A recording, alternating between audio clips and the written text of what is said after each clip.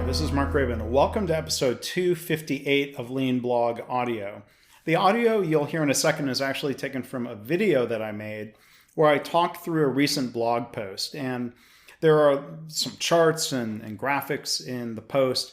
Might not really be the best experience here in audio only format, but you can find the video if you go to leanblog.org/audio258.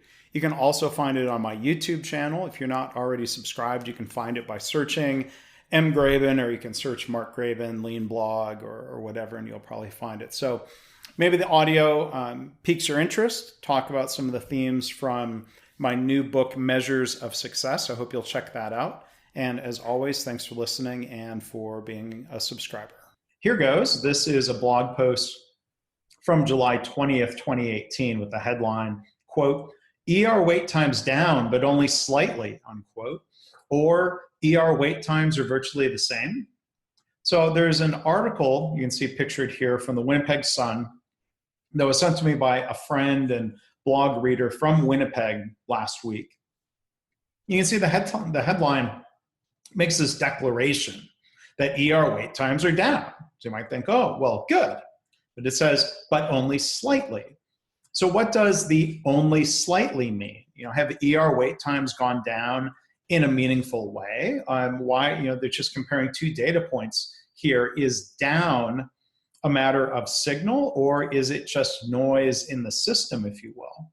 And these are the types of questions that can be answered by the methods in my new book, Measures of Success: React Less, Lead Better, Improve More. You can learn more about that book at www.measuresofsuccessbook.com. But back to the blog post. In the book, I propose a handful of questions that I think should be asked about a metric. Question 1, are we achieving our target or goal? Question 1A asks, are we doing so occasionally? 1B asks, are we doing so consistently? Question 2, are we improving? It's not enough to just ask if we're hitting a target or not. We need to know if we are getting better, or can we predict future performance? Question 3, how do we improve? When do we react? When do we step back and improve the system and see how will we know if we've improved? But too many organizations only ask question 1. Again, are we meeting the target? They might misunderstand a blip in the metric as improving. Back to question 2. And constantly reacting to every up and down probably doesn't help answer question 3, probably doesn't help us improve. So as it says in the article from Winnipeg, emergency room wait times were down slightly in Winnipeg hospitals last month compared to May. So down slightly could just mean the metric is fluctuating in the realm of noise, which is sometimes called routine variation or common cause variation. Being down slightly doesn't mean it's a significant difference. I'd wager that it might go back up slightly the next month. Again, from the article, but the figures released by the Winnipeg Regional Health Authority Wednesday show median wait times were largely unchanged from the same month a year ago. So it's down slightly from last month, but about the same as a year ago. That sounds like a metric that's just fluctuating around an average. A complex system tends to be a consistent system, so it will give predictable results if it's just fluctuating. But a metric is always going to have some level of variation. Again, we call this routine variation. Text descriptions of the metrics don't provide enough context to be helpful. It said in the article, the median wait time for all ERs in the city was 1.57 hours in June, down from 1.67 hours in May. Well, the number is down 0.1 hours. That's 6 minutes. It's down 6%. Is that a meaningful difference? We can't tell in isolation. If the waiting time normally fluctuated between 1.65 and 1.70 hours, then 1.57 might be a significant number worth investigating or explaining. But again, we don't know without more data. What conclusions can we draw, and what decisions should we make from that data? It said in the article, the median wait time in June 2018 was virtually the same as it was in June 2017 at 1.53 hours. So, I mean, yeah, that's virtually the same, 1.57, 1.53. Within a band of routine variation where a metric tends to fluctuate, different numbers are virtually the same. That's exactly right. It's like political polling, where you're given numbers with what they call a margin of error. Candidates polling at 52% versus 46% might be virtually tied if the margin of error is plus or minus 3%. The results might really be 49-49. And I think we need to think of our business metrics the same way. There's measurement error and other margins of error in our data. We shouldn't overreact to every up and down in the data. And there's one other important bit of context about the definition of waiting time in the article. It says, both wait times measure the length of time it takes for patients to see a doctor or nurse practitioner. The wait times do not reflect the time it takes to be treated and released from the ER. So that's not a length of stay. That's just the time from, or at least when they start measuring, until you're seen by that high-level provider. I'm surprised the article doesn't discuss a goal or target. Organizations and news stories often obsess over this, like the 4-hour wait time target in the NHS in England. I blogged about that in 2008. 3 data points don't give us much of a run chart, and it's not enough to allow us to create what we would call a process behavior chart with calculated lower and upper natural process limits. We'll come back to that thought in a minute. So here's what a run chart might look like with 3 data points, one from June 2017, and then these 2 data points here.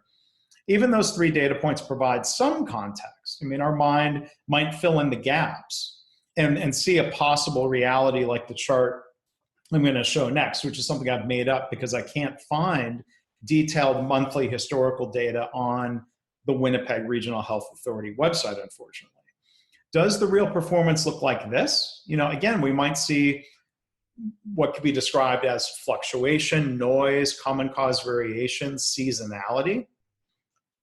And again, I tried finding data on the website. They display the type of comparison table that is commonly seen but isn't very helpful. I see comparisons like this on metrics boards and organizations I visit, PowerPoint slides. We see something like this that shows, the hospitals here again is the last month before, same month last year. It's showing median, it's showing 90th percentile, it's stratifying the data and breaking it down by organization. But again, all we get is that comparison, and it's just not enough. It's not enough context to separate signal from noise. So again, I'm using made-up data that I used to fill in the gaps here.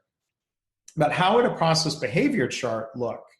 So if I scroll down here, this is what we call the X chart that shows the metric itself. I'm leaving out the slight complication of what's called the MR chart that plots the moving ranges, the point-to-point variation. But the X chart here is the main thing to look at. What happens to this data over time? We see, well, it goes up, it goes down.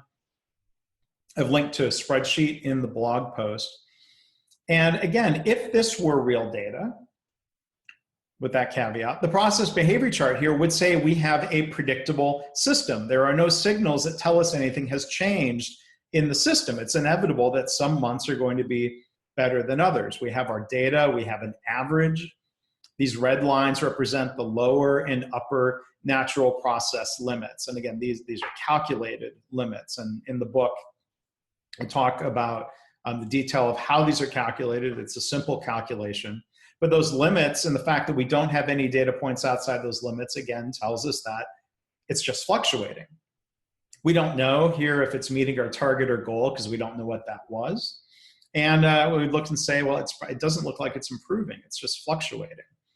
So if we ask, looking here at February, why was waiting time high in February? There's probably no meaningful answer. You might guess flu season, which might be true, but this chart tells us that flu season is not a strong enough effect to meaningfully change the metric. It's still within the range of what could be routine fluctuation, variation, randomness.